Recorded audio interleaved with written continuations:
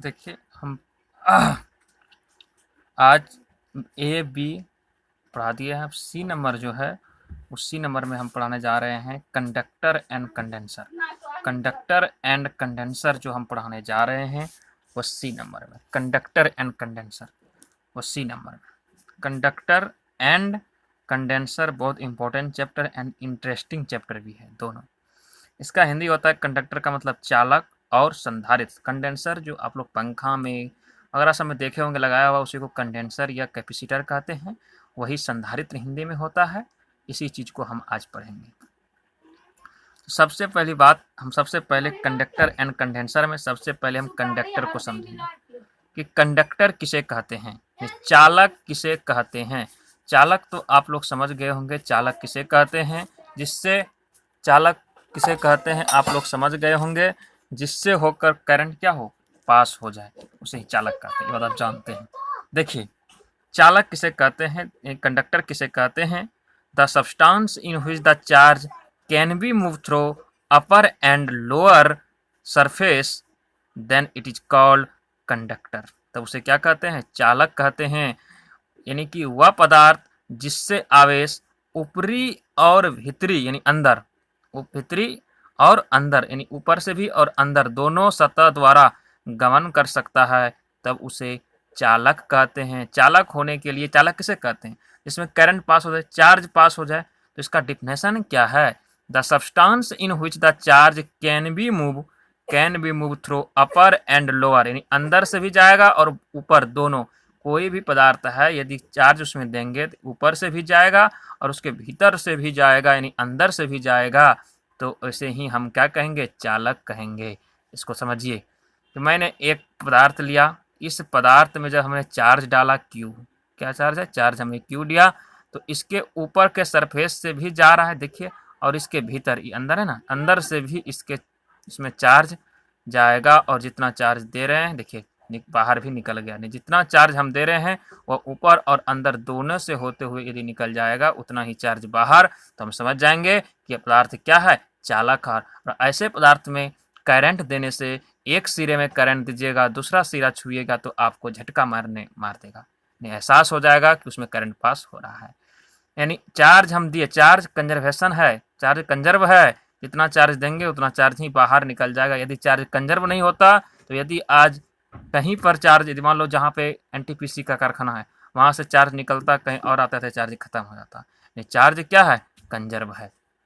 और जितना चार्ज हम दे रहे हैं वह ऊपर और अंदर दोनों सतह से यदि निकल गया तो उसे कंडक्टर कहेंगे, यानी चालक कहेंगे। जैसे आयरन, लोहा, जैसे में कांपर, जैसे में सिल्वर, इस सारे के सारे चीज क्या है, कंडक्टर है। इसमें करंट दीजिए या चार्ज दीजिए, वह पार हो जाएगा अंदर और बाहर दोनों सतह से। ऐसे ही पदार्थ को चालक कहेंगे। उसके बाद दूसरा पदार्थ जो है उसका नाम है इंसुलेटर। इंसुलेटर का मतलब होता है कुचालक, यानी कुचालक, जिससे कि आवेश आर पार नहीं हो, उसे क्या कहेंगे, कुचालक कहेंगे। The substance in which the charge not move through upper and lower surface then it is called insulator. The substance in which the charge not move through upper and lower surface, then it is called insulator. वह पदार्थ जिसके बाहरी और भीतरी सतह द्वारा आवेश प्रवाहित नहीं होता है, तब उसे कुचालक कहते हैं। चार्ज तो देंगे लेकिन वह चार्ज ना ही ऊपर जाएगा और ना ही अंदर से जाएगा, यानी कि चार्ज उसमें पार होगा ही नहीं, इधर चार्ज आएगा ही नहीं।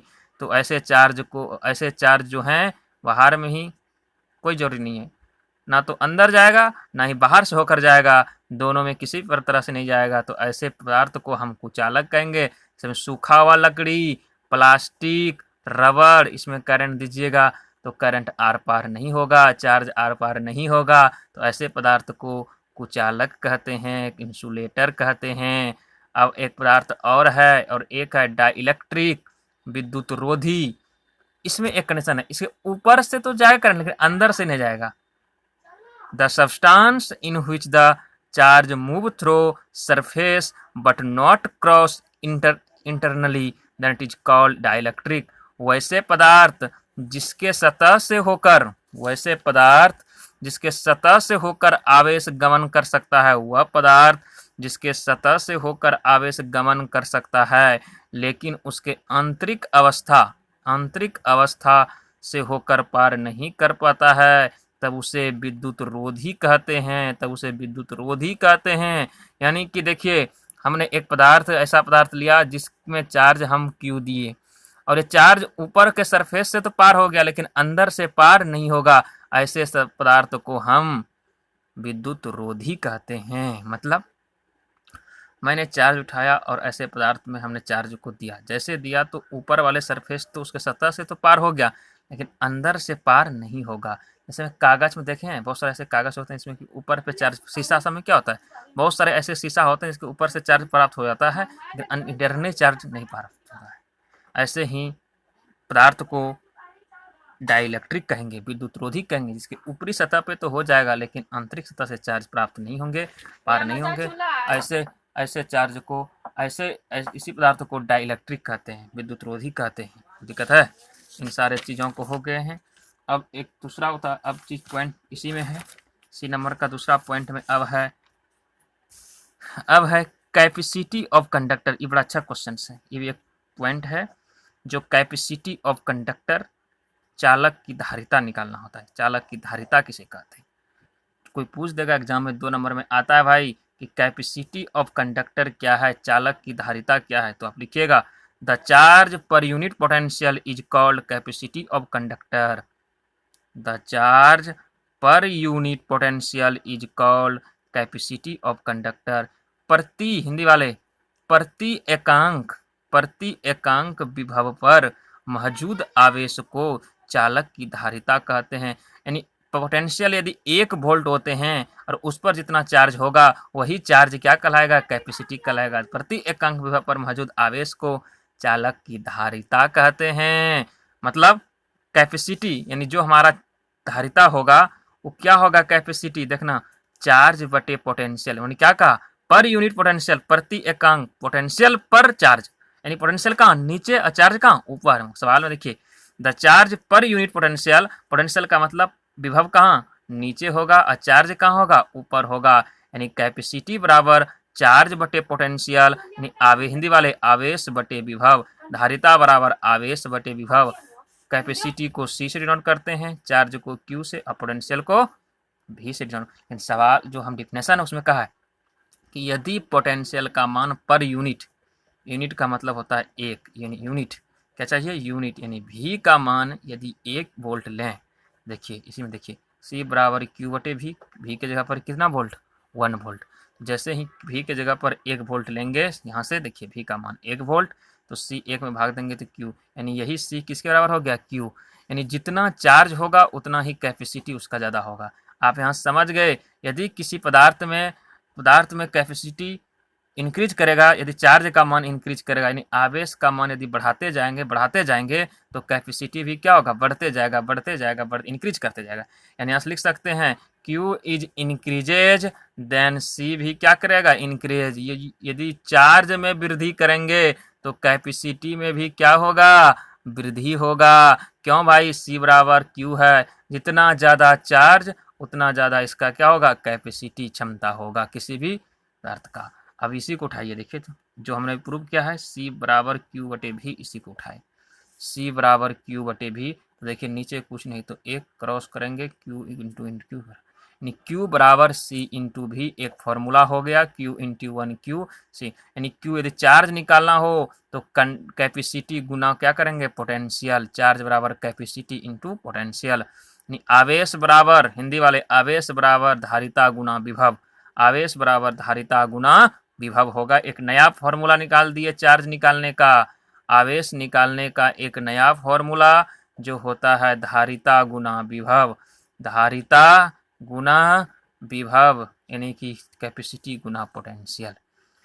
अब नया एक पॉइंट फिर पढ़ेंगे कि कैपेसिटी ऑफ स्फेरिकल कंडक्टर, यदि गोलाकार चालक की धारिता निकालना हो तब, देखिए नया पॉइंट है, एरो के इस तरह दिया है, समझिए एक नया point, capacity of spherical conductor, गोलाकार चालक की धारिता।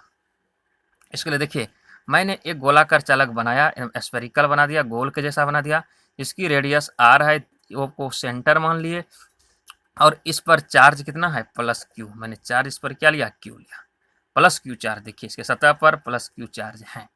अब हिंदी वाले देखिए, इंग्लिश वाले, let us consider the charge plus Q on the surface of spherical conductor.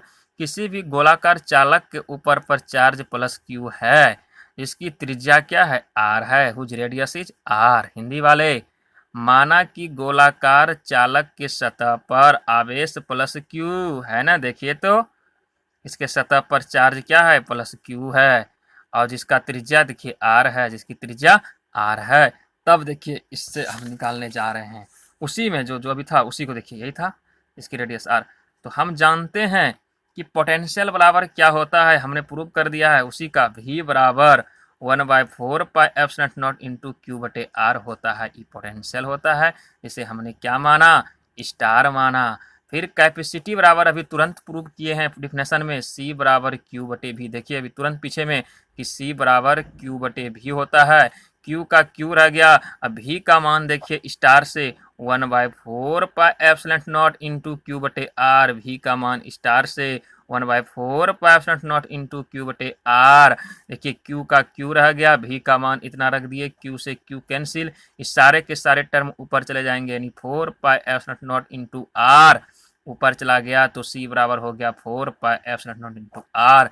यानी आप समझ लीजिए आज कि किसी चीज़ की कैपेसिटी यदि स्फेरिकल कंडक्टर हो उसका मान क्या होता है, 4 pi epsilon naught into R. Objective में ऐसे फॉर्मूले को पूछे जाते हैं। यानी यहाँ से देखिए क्यू का क्यू, एक बार फिर देख लीजिए, क्यू का क्यू रह गया, भी का मान हम यहाँ से रखे हुए हैं, देखिए हमने रख दिया, जैसे रख दिया तो क्यू से क्यू, इस सारे नीचे वाले टर्म जो 4 pi epsilon naught into R है ऊपर चला जाएगा, ऊपर जाएगा। तो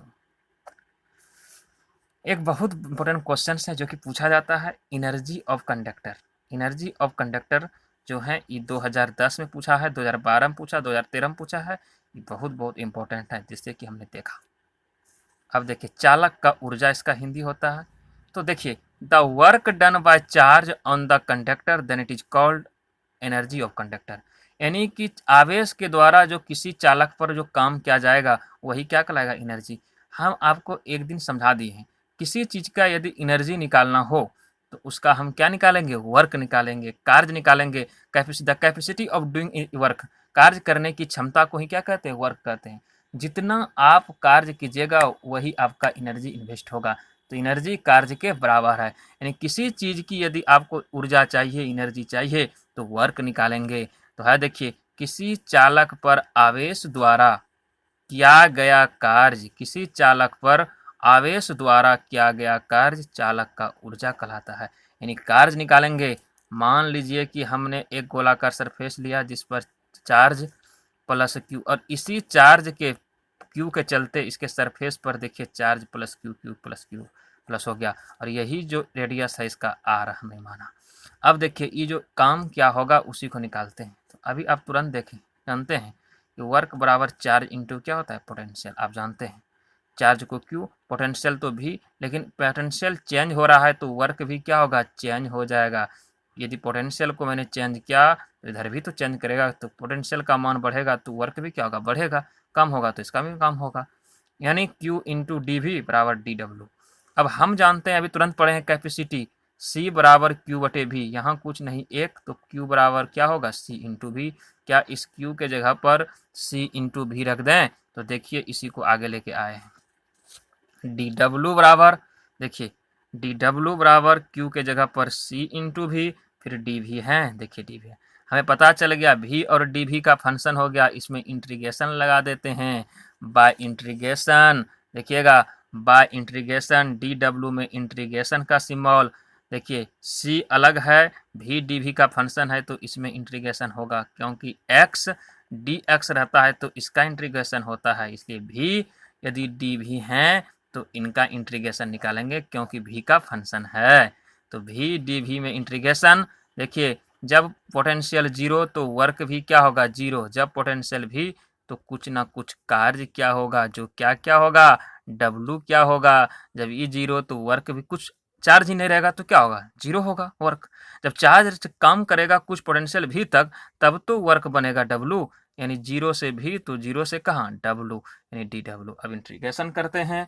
जैसे ही हम इसको इंटीग्रेशन की ओर चलें तो है देखिए इंटीग्रेशन, देखिए यही सवाल है कि जीरो से डब्लू बराबर सी, जीरो से भी डी वी पर पावर 1। आपको पता है इंटीग्रेशन का रूल, यदि x पर पावर 1 dx का इंटीग्रेशन निकालना हो तो इसी 1 में एक जोड़ देंगे, फिर उसी से क्या करेंगे, भाग दे देंगे। तो देखिए यदि v पर पावर 1 है तो इसी में 1 जोड़ देंगे और इसी 1 + 1 से भाग देंगे। डी डब्लू का इंटीग्रेशन डब्लू होता है, जो जीरो से डब्लू की ओर है, जीरो से डब्लू की ओर है। सी का सी है, भी पर पावर यदि 1 है तो इसके इंटीग्रेशन भी पर 1, इसी 1 में एक जोड़ देंगे और इसी 1 में एक जोड़ के इससे भाग दे देंगे। और कहाँ से, जीरो से कहाँ है, भी है, तो अपर लोअर वैल्यू जीरो से कहाँ तक, भी तक हो जाएगा। फिर देखिए ज्यों का त्यों, ये देखिए सी 1 जोड़ 1 2 कांस्टेंट है तो 2 बाहर निकल जाएंगे। भी पर 1 + 1 कितना होगा, 2 होगा, जो जीरो से कहाँ तक है, जीरो से भी तक है, जीरो से भी तक रख दिए। फिर देखिए अब अपर वैल्यू को यहाँ पे रखते हैं माइनस लोअर वैल्यू जीरो बराबर c/2। भी इस भी के जगह पर अपर वाला वैल्यू ई भी नहीं है, अब ई भी यहाँ पे रखाएगा, भी का स्क्वायर है तो स्क्वायर होगा, माइनस फिर ई जीरो यहाँ रखाएगा, फिर इसका स्क्वायर है तो जीरो पर क्या हो जाएगा, स्क्वायर हो जाएगा। इसे डिफिनिट इंटीग्रेशन कहते हैं। यानी कि आप जानते होंगे कि यदि x a से b है तो देखिए तो ई बी को यहाँ पर एक बार रखेंगे, फिर माइनस एक्स के जगह पर क्या रखेंगे, ए रखेंगे।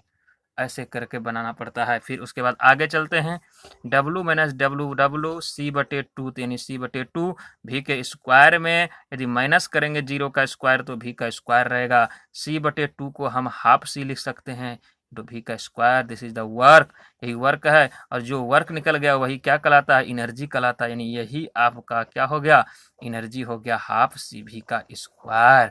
यहाँ तक रख दिए, कल इसके आगे बढ़ेंगे।